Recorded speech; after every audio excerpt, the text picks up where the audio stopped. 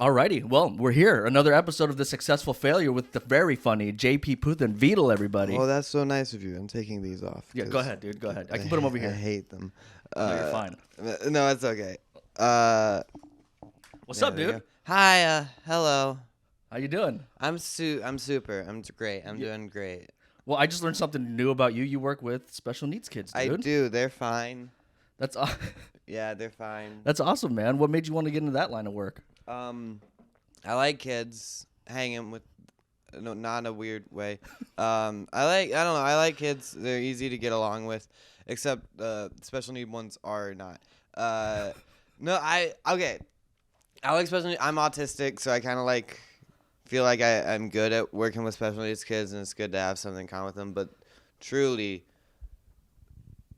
they are broken children. I don't mean that. No, that's wrong. Cut that out. No, don't cut that out. I don't leave it in. I don't care. They are. I've met a lot of great autistic kids. I'm actually working with great autistic kids now, but I've also worked with autistic kids that are just violent and rough. Because it's crazy. I used to work with an autistic kid who he would just have violent episodes and go trying to stab everyone. Oh, wow. And just breaking everything in his house. Yeah, and I would take him to autistic camp. And I'd meet other autistic kids, and they'd be great. Mm-hmm. So then I'd look at my kid and be like, "Oh, it's not. It's you. It's you. You're the problem. It's not. You can't blame everything on your autism when you're just a dick." Yeah, but so it's not, I don't think autistic kids aren't broken. I have worked with autistic kids that are broken despite their autism.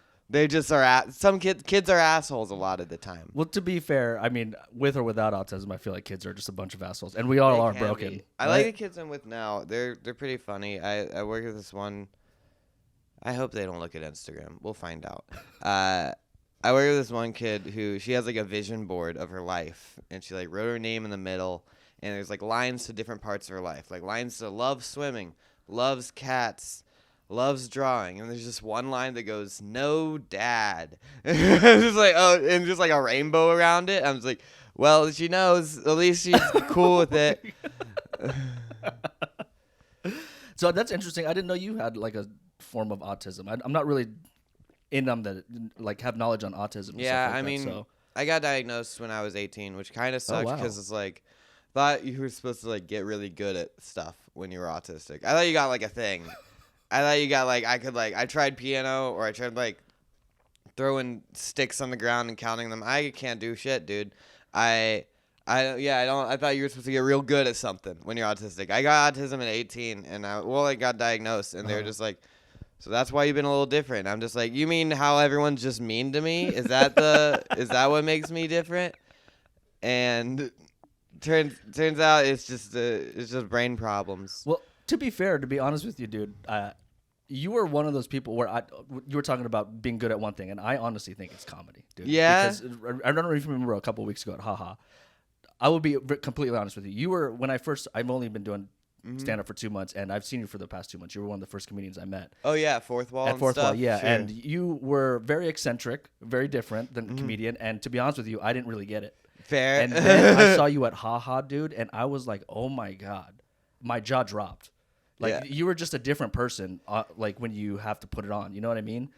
Do you feel like that's something that your autism kind of affects, or maybe? I haven't really thought about it too much. I definitely it's not I am autism go. You know, I'm not about to get on stage and I'm power autism, and then I get up there. I just kind of do my thing. It is funny that a lot of people don't get. It's and you know this from miking, It's crazy because I'll be miking at Fourth Wall or third, just these little places where you try shit out. And Fourth Wall is a place where I go to the improv mic a lot, and you just get buckets or you riff on other people's sets. And it's just and everyone thinks everyone's dog shit because it's afternoon and we're just trying our best. A lot of us just woke up. Right. I just woke up and I was late, and I get there. And I got to riff on random shit that is pulled out of a bucket. Mm-hmm. And a lot of people are these guys ain't shit. But yeah, of course we're not shit. We're just, we're throwing stuff against the wall. So it's hard to tell how anyone really is until you see them like go Yeah. and work their shit. And yeah, so it's like I'm so judgmental, but I also like try to keep that in mind when I see people. Is like, I don't know, don't judge them for their riffing or their open mic sets. You don't know what they have. Yeah, and I recently found out like that, just that mindset of being comfortable with failing at open mics. You know what I mean? I used to, or still am maybe, but taking all these mics too serious. You know what I mean? Where I'm like going up there, like if that's not going to make anyone laugh, I throw that bit away. And it's like, now I understand, especially talking to CJ and then this other guy, Travis Parker, who's been doing it for like 6 months. But he was talking about how his mindset shifted in terms after his first show, in terms of the open mics. Was that something that you always knew, or were you the same in the beginning where you took every open mic serious? I used to take them pretty seriously. Right. Especially when I wasn't doing it. It progressed because nobody really tells you what to do. There's right. Like, there's etiquette. There aren't rules, but they'll tell you the etiquette before the process. Yeah, right? and there is a process that like I think when I started doing open mics, and like I said, there was no one really telling me, hey, be doing this every day, be doing like 3 or 4 or 5, as many as you can possibly do, as often as possible. And when I started doing that, I slowly started to realize, because I would get some shows, I would get a lot of bringer shows, which were lame, but I didn't know at the time, and I was just kind of doing them, and I was flexing my good material that I had at the time. And I'd go to mics, and I'd kind of flex that good material, and would go hits and misses, you know. But I think a lot of it had to do with just seeing the same people all the time, and you're like, okay, I want to be. They've seen me try the stuff that works, right? And even if they haven't, like, I go to plenty of mics where like I'm performing in front of people that have never seen my good stuff, and I'm going up there with stuff I just wrote that might be bad, and that's just, and even if I bomb, that's the impression I have to leave. I try to assess out the situation with mics though. It's like if I'm at a showcase kind of mic, at like the Improv or like at the Haha, like the booker was watching, and I wanted to do well, so I was like, let's pull out some stuff that I know works, or like the material I like at the time, and like West Side Improv Comedy Store. It's like big audiences. Like if there's a bunch of people, and I think a lot of them haven't really seen me before, I'll flex a little and do my good material, but most of the run time it up. Just hashing it I out. I want to create as much amazing stuff as possible. And it's hard because a lot of times I'll be like, yesterday I did West Side. Have you been there? No, I haven't. It's a great mic in Santa Monica. Okay. And it's usually a good audience. And I was like trying out a lot of new shit that I was like pretty confident-ish in. And I did. It's weird because it's like it was going well, and then I tried an older joke, and that one fucking popped. Like, so then in my head, I'm like, oh, all this new shit that I just tried didn't pop like that popped. Yeah. So is that stuff dog shit? And I don't know the answer to that. I think it just needs more work. How do you know when a joke needs more work, or if it's just not funny at all? Because I'm kind of like, I'm not saying I'm there right now because everything I write is dog shit, but but like what are the kind of like the leads from? Is it from the audience? Is it how I feel inside? Like what are some of the signs to where I'm just like, I can throw this joke away because it's not working? I mean, I don't know about throwing anything away. I call it like shelving stuff. I mean, sometimes you want to throw shit away if it's just not working at all. Sometimes you got to go by instinct, go by your stuff. But I always, if I'm at a mic, especially like one where like a lot of these people don't know my stuff, I'll throw out somewhere in my set, maybe even in the beginning, I'll throw out like a joke I'm confident in and assess the crowd with that. And if that works, I'm kind of comparing everything else I try to that joke. Because it's just like, hey, let's throw this out. Does the crowd work? Is the crowd here? And that's kind of like my control subject. Like, I'll throw out a joke, and if the crowd pops, if it laughs, then all of a sudden I'm like, okay, let's compare. Now I'm going to try to throw all this new shit at them. And let's compare the new shit to that thing that worked. I kind of do that. So you get the good faith right in the beginning, and then you try your new shit. Yeah, or I mean, sometimes I'll put the good faith at random points in my Okay. set. But I think it's good to have like in every set, if you need to, if especially you're trying out new shit, to like kind of test, see how one thing works compared to the others.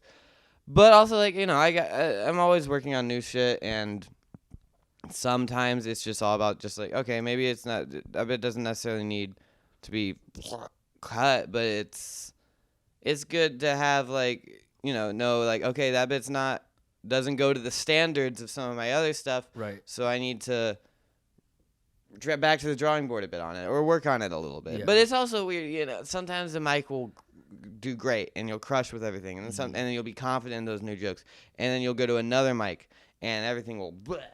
And it's all about the audience and what they're into and how you told it and how you maybe did it different this time than last. And there's no rules, there's no roadmap. It's you figuring out what works for you and your kind of comedy. I guess, because like the biggest thing in the world to me is like finding your voice. Right. You're gonna be able to figure out what kind of comedy you need to write if you figure out what you are and what you're different, how you're different. I guess the best thing I can say is like the ultimate joke to me is a joke that only you can tell. If you can tell this joke and everyone looks at that and they think it's hilarious, but especially if they think it's hilarious because you said it. Right. It's like, this guy can say that, I couldn't say that. This guy can say that, this fella can rock that joke, I couldn't. It's it's like, that's your voice. Yeah. That means that's what you have that's unique that other people don't have. So just banking off on that. So ethnically, you're Indian? Kinda, yeah, part Indian. Part Indian. Do you have any like Indian jokes or stuff like that, like cultural jokes, or? Sometimes And how does that work for you? Because I've got some Filipino bits where it's just like they won't work in front of anyone unless they're Filipino. I feel like, right? Yeah, I don't know. Race jokes, it's not really. I do sometimes if I can make it me. Like I used to run a joke. I don't really run it anymore. Because I don't know, I never really fully figured it out, but the whole idea was like, I used to think my dad's brown, but I used to think he was black, because I grew up in a very rural town. There were like only 2 races to choose from, and I took a guess. Yeah,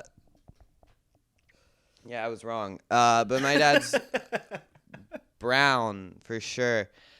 But that's like, that would be what I do, so it's kind of like, I know a lot. I'm 3 years in, going hard, I'd say. Like, I've been working hard at this for 3 years. I started 6 years ago. Oh, wow. How old are you? I'm 26. Oh, okay. So, like, I started in college, but I only went to, like, a couple mics a month, and then I moved out here and, like, did some bringer shows a couple times a month. And then the pandemic happened. I did some Zoom comedy, and then I started miking every day. And I worked out. Like, I mean, what's working is...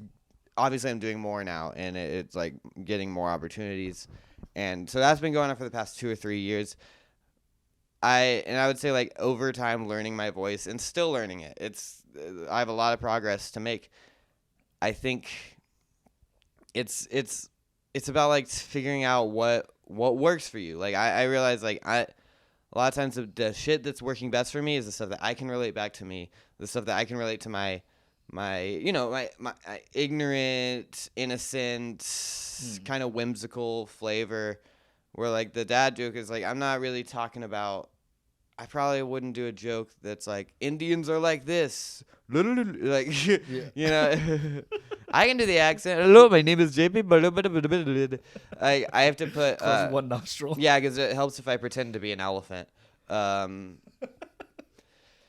But I don't know if I do a joke that's just like, Indians are so weird, aren't they? Like, it helps more for my brand if I'm like, I thought my dad was black, but he's not, he's brown.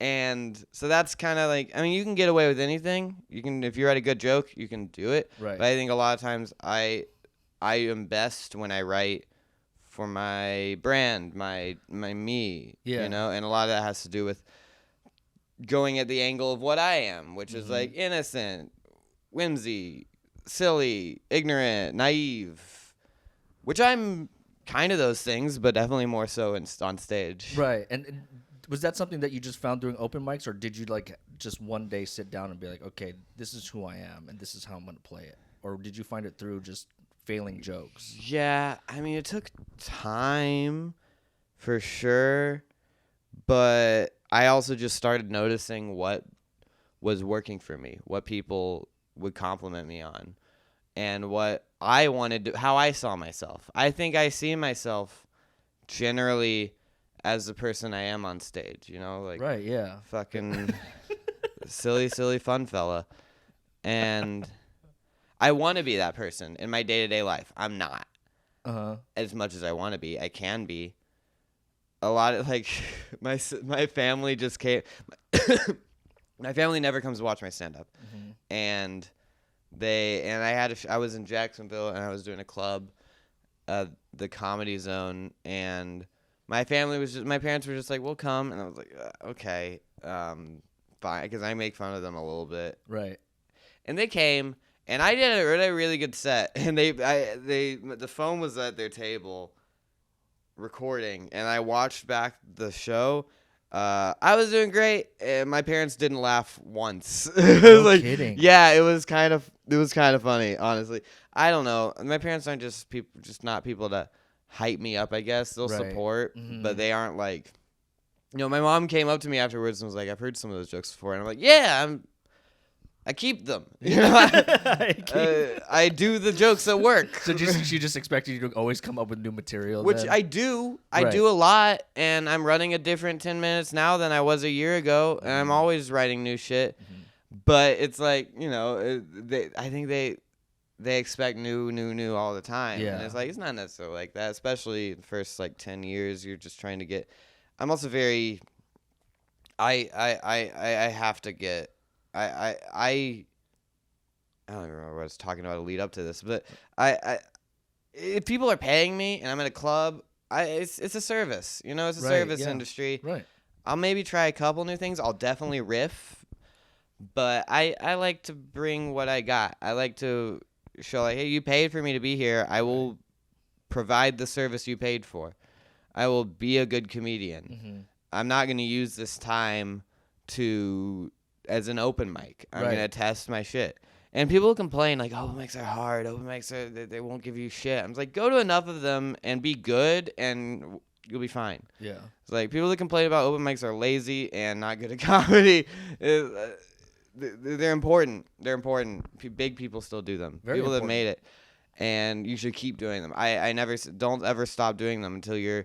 Some of my best friends are door guys at the Comedy Store, and they are doing open mics all the time. It's like a lot of people would see that as like goalpost success. You're in at the store, the biggest club in the world, right? And a lot of people sometimes get in there and they just stop doing anything. They're just like, I get to go to the store several times a week. I don't need to do anything else. I'm just like, yeah, but for me at least, I'm like, yeah, but you're going up to the store. You should try new shit, but test it other places. I don't know. I maybe that's just me being a bit of like I need stuff to be good all the time, but I need to know if something works really well before I want to know that this spit pops, because if it fails, I'm kind of like, bombing's fine, but if it fails, it's also in my head like, okay, I'm thinking about like, what did I do wrong? Did I not prepare that bit enough? Was that not good enough?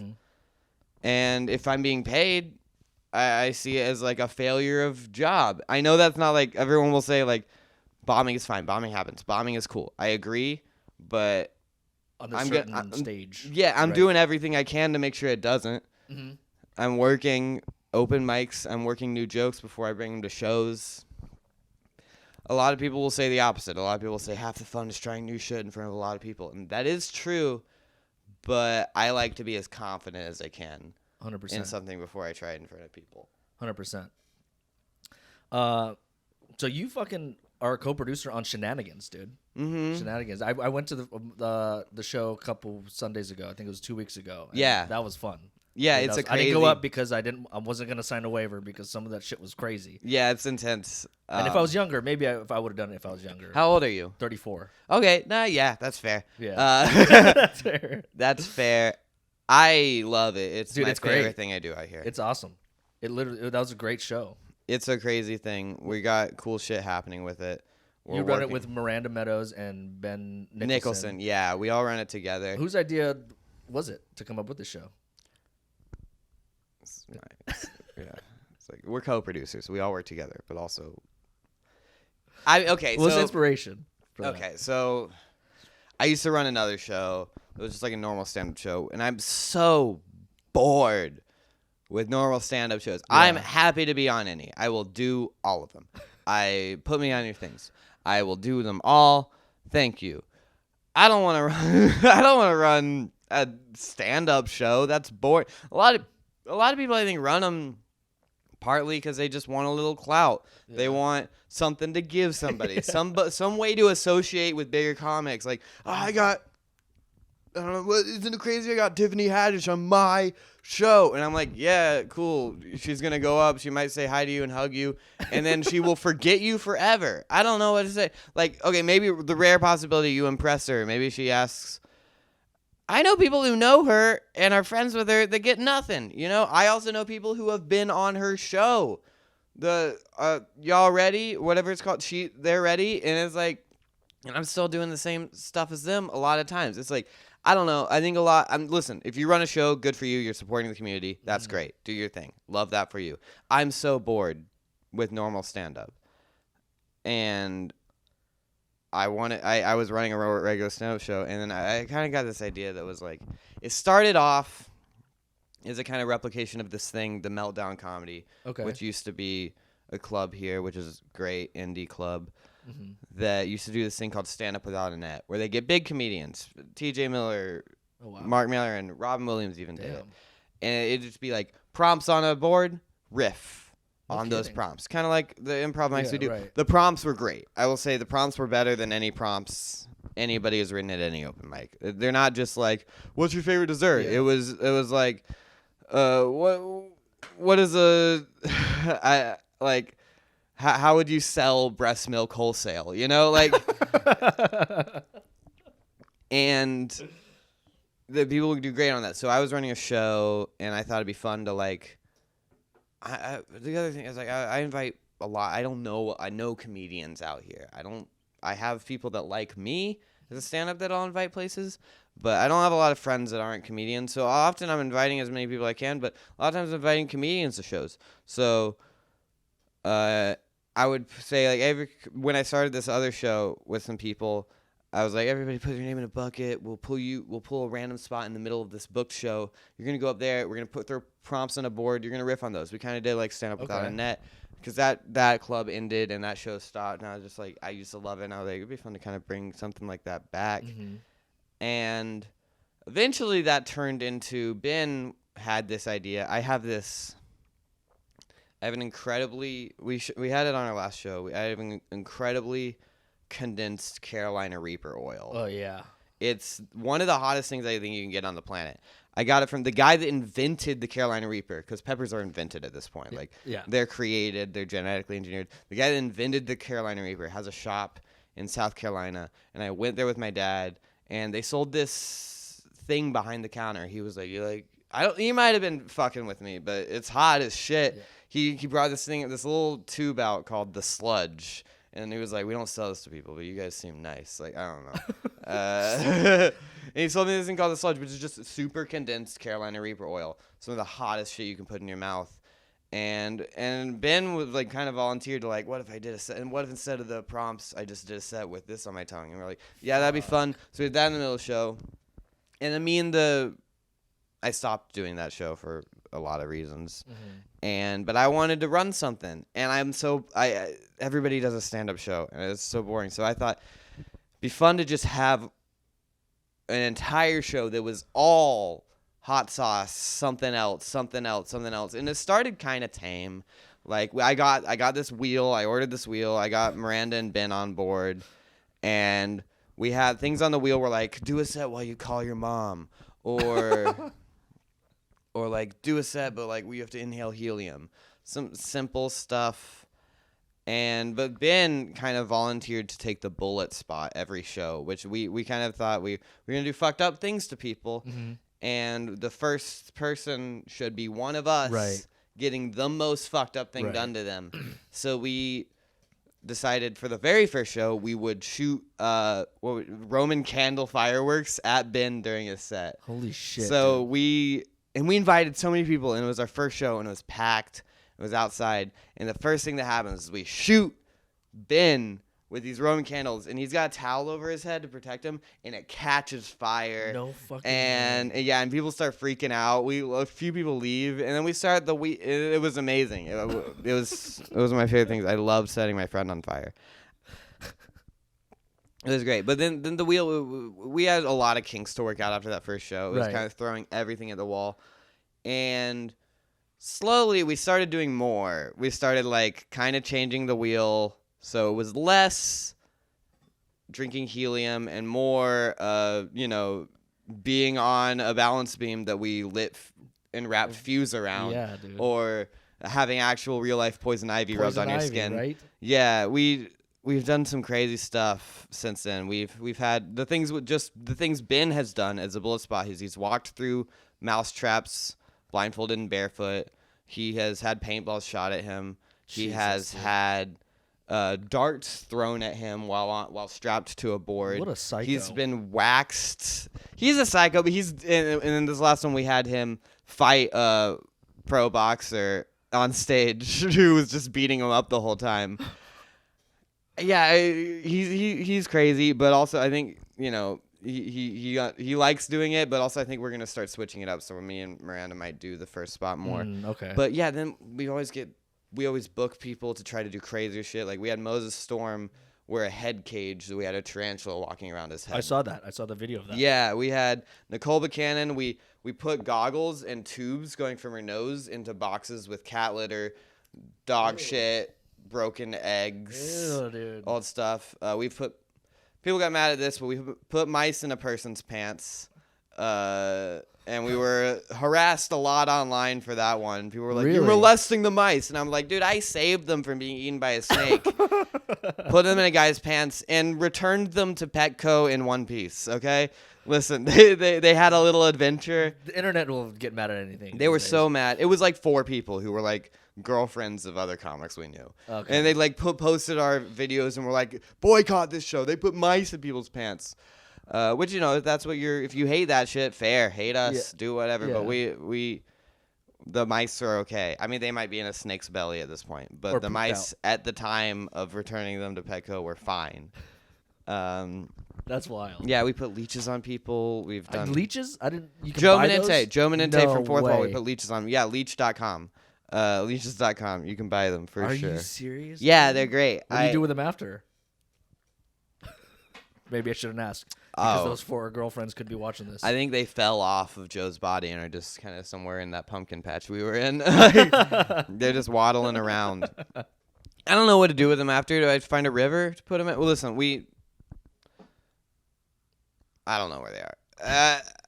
I don't know where these leeches are. They've never been seen Listen, after. If you care about leeches and you're mad at me, happily, I'll take all your hate. Joe Manente's probably taking care of them. Yeah, I'm sure he is. They're still on his body feeding him testosterone. Yeah. But we've done so many crazy things. We've shot collared people. We've given paper cuts between the fingers. Yeah, I saw that one. Yeah. I would not be fine with that. Tase people. I've been tased. It's not a big deal. How does that? Does that hurt? Yeah, it hurts. It's electric. You're being electrocuted. Right. Yeah, it's painful. But I don't know. I kind of like. I was never a huge Jackass fan. Not that I didn't like it. I just like I know I wasn't necessarily inspired by them, and I kind of fell into this thing. And the whole idea of Shenanigans is that you have to be doing stand up while all this stuff happens to you. So it's not just Jackass. You're not just going up. Because nothing against Jackass or Johnny Knoxville or anything, but I've always watched it and recently and been like, these people are just kind of, they're doing crazy shit to themselves. But as far as the writing goes, they're not that funny. It's more so stunts, right? Yeah, they categorize them as stunts. Right, and we're different because we actually encourage kids to try this shit at home. Yeah, we're unprofessionals ourselves. We build all this shit out of nothing. We've put people on stilts and sawed them at the bottom. No experience. I love how Luke is a lawyer, everybody, but I love how Luke is there, just sitting on a fucking lawn chair in the back. Yeah, we always have like a correspondent in the back. That's amazing. That's a great like element that you guys have. It's good. We have this last one we had Luke Walls, who's a lawyer. Just kind of like we'd go to him after every set, be like, "What? Any OSHA violations?" Before him, we had, and we still try to use her from time to time. She was unavailable this last one. We've had a therapist named Dr. Dom, and she would we would have her on stage. We would have her like on the side of the stage, and we'd actually ask her to clinically diagnose every comic after their set. That's hilarious. Yeah, it was. Dude. It was great. It was so much fun. That is too funny. It's my favorite show in the world. We got some traction. We have some shit happening behind the scenes. We have some partners. We have some funding. We have people we're working with to build a special around. Dude, that's awesome. Good for you guys. I'm excited about it. I don't know what will happen. I have overly huge hopes that if they are shot down, I will be depressed. But, I am keeping my hopes high. I am a firm believer in hoping as high as you can and then just dealing with the fallout when it comes. A lot of people are like, no, keep your hopes grounded. Just be ready for anything. Like, no, dude, you're going to be sad anyways. That's true. Just be as excited as you can be. That's so true. Yeah, just be as excited as you can be. Why just be at a medium the whole time? Have highs and lows. If you're not bipolar, be bipolar. Medium's so boring. That's hilarious. What's the end goal with the show? I would we're working with some people, some good production companies right now, and I think it would be fun to have like a live TV show. It would be, wherever it would belong. We're always switching venues, and it takes so much money. Spent like a lot of money on this last show building on it. Even though we duct taped watermelons to ropes to fling at people, we spent a lot of money on this show.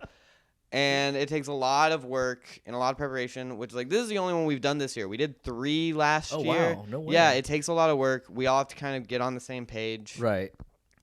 I'm spending hours working on this shit every day. Mm-hmm. The day of the show, I was at the venue at 10 a.m. I left at 2 a.m. I was working there all day. It's a lot to put together. Mm-hmm. I would love to have a constant venue and a crew. We're maybe if a TV show or something, whatever it is. So crew, we could do this weekly or even monthly even, but weekly where we have the funding, the crew, right, and the time to just be there's 3 people. It's me, Miranda, Ben. We have a great camera guy named Eric who has awesome equipment, and he always shows up for us and films the whole thing, and we get great quality footage. Yeah, it's really good quality footage. And we have a lot of other friends that will help when they can. But at the end of the day, it's me, Miranda, and Ben creating the ideas, building the ideas, hosting the show, doing all the background work during the show, getting it all set up. And it's just it's a lot for 3 people to run. Right. And if we have some funding, but hopefully we can get even more funding and be able to do this show way more consistently at a venue that loves us, that lets us do what we want to do. Including lighting people on fire, and because we've only done 6, we've had a lot. We've had some background stuff happening that's cool, but we've really only done 6 live shows, and we want to be able to do way more. But if we can get just consistent funding, people behind us, crew, which we are on our way to doing, we have some cool stuff. Right. I hate when people say that, I got some cool stuff coming up, but I'm also. But like you said, be excited about it, dude. I'm very excited about it. We do have cool stuff coming up, and that's legit. We have cool stuff coming up, but I don't want to be first of all, I don't want to flex on the thing, but I also don't. I get paranoid because I think sometimes when I have cool opportunities, I've had so many opportunities since I've come out here that have gone to nothing, and I love telling people about them. Yeah. I love being I got this, guys. Look, this is happening, and then. So I'm kind of keeping things close to vest until we have stuff to actually show. Yeah. I guess is the thing. It's also fun to be out in LA and be I got some stuff cooking, big things on their way.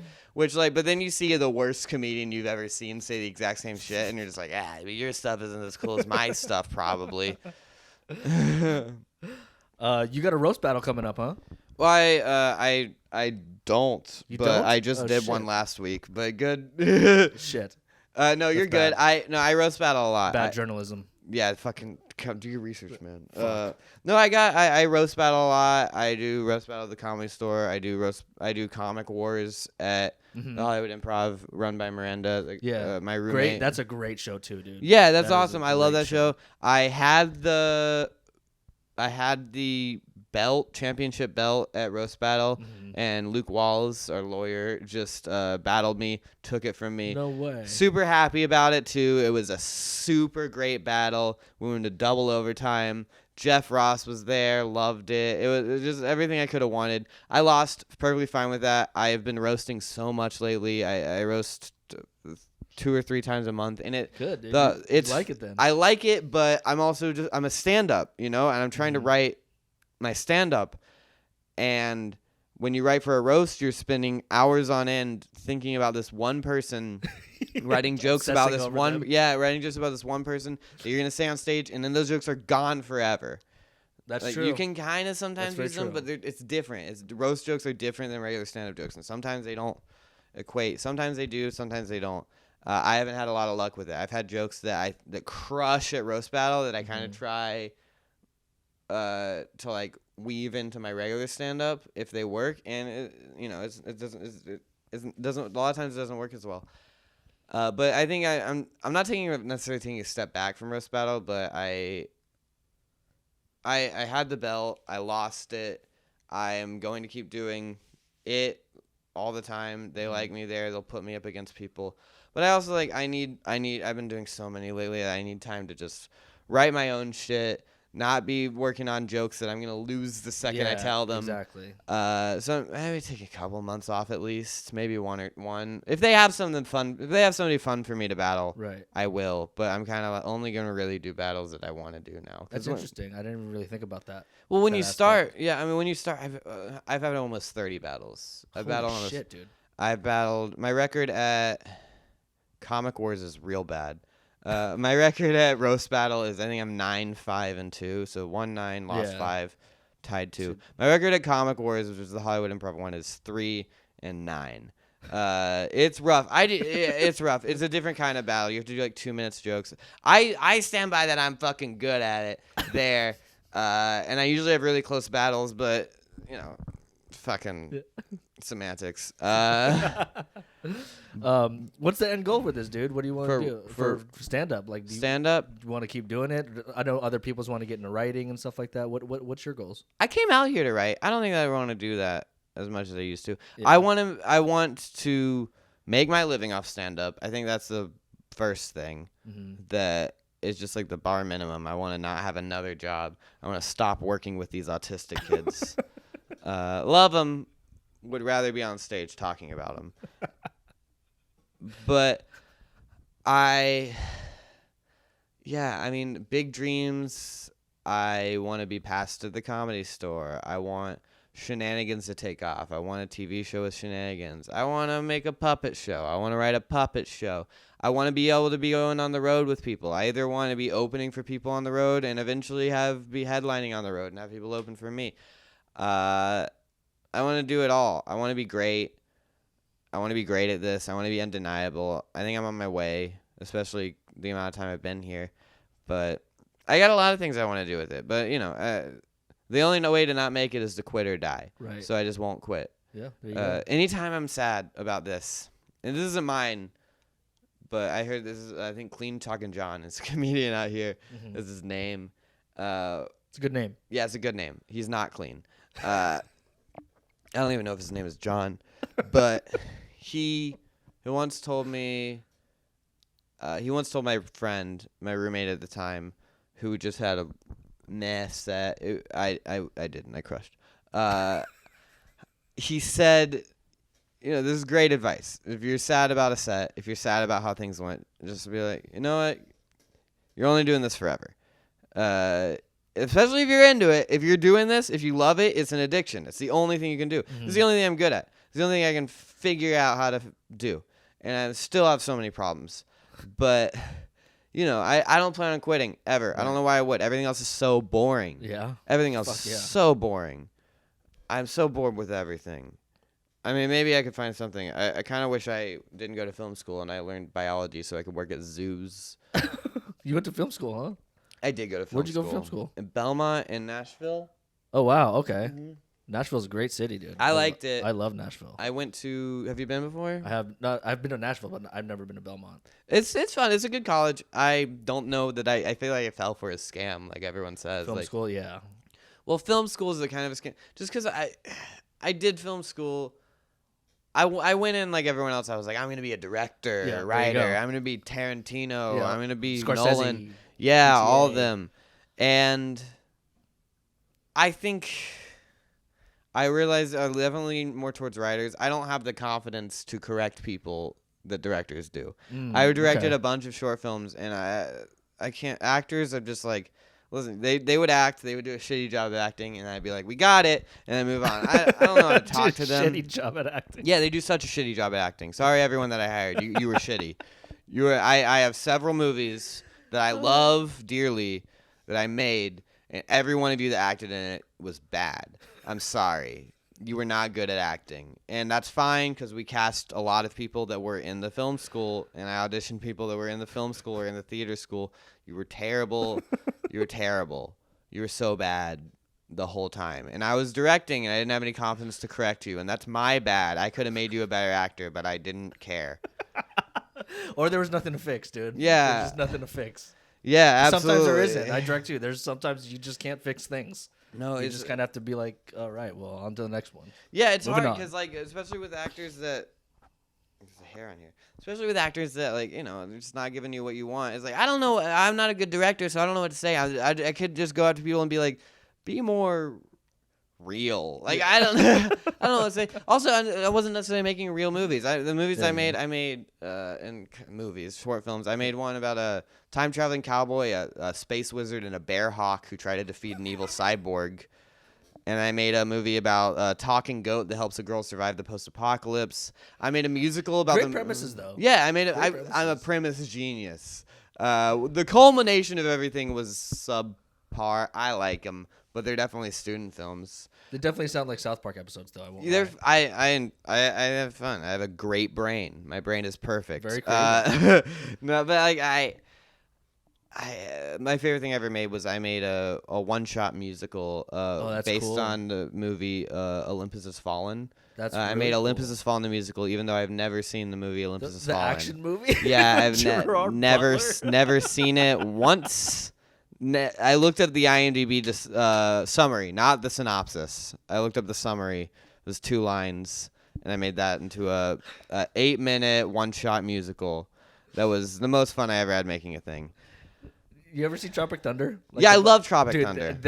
What you just described could be like the Tropic Thunder at a low budget. Oh, it's so low budget. Just your story of you looking up Olympus Has Fallen, never seeing it, and then making a one-shot musical. It was so low budget. We did it in a playground. Just put a camera in the middle. Made 2 shitty sets. So the shittiest sets. I literally took like giant boards, and like for the Oval Office, I just painted an American flag that didn't have the right number of stripes or the right color. I ran out of red paint, and I just put it up. And then for the scene that wasn't in the Oval Office, I just spray painted not the Oval Office. And we set that up, and then we would do the musical numbers like in front of these boards that were half our height. So I'd be like here, and the board would only go up to here, and that was the whole scene, and there'd be a slide behind us. And it was one of my favorite things I ever made. That's amazing. I think I love because like with Shenanigans, we do some of this shit is so. I think like as we get more money and we get more funding and we get more places, I think we're gonna be able to build more reliable things. But some of the shit I've built with Shenanigans, I built. Me and the team have built. We built like a machine.